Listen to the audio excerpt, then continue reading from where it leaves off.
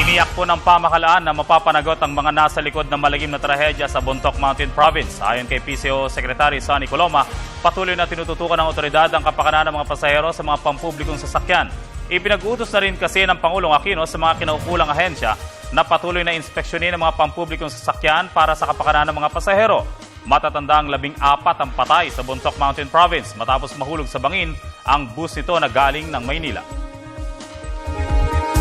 Patuloy na tinututukan ng pamahalaan ang pagiging ligtas ng lahat ng uri ng sasakyang pampubliko, lalong-lalo na ang mga bus at public utility vehicles, PUV, na siyang naglululan ng pinakamaraming mamamayang bumabiyahe sa buong kapuluan.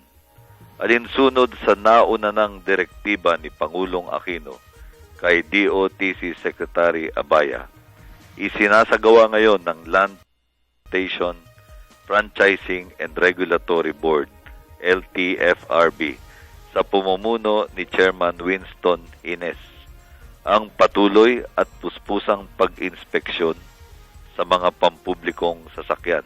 Napag-alaman na ang nasakunang bus ng Florida Transit na nahulog sa bangin sa Bontoc Mountain Province at kung saan nasawi ang 14 na katao ay di-autorisado sa pagbibiyahe nito.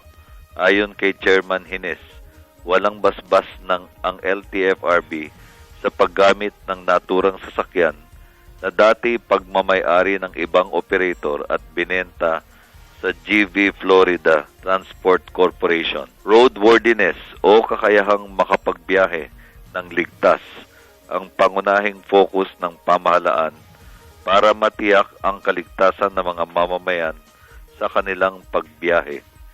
Magsasagawa rin ng mga surprise inspection bukod sa mga regular na pag-inspeksyon sa mga garahe at talyer ng mga kumpanya ng bus.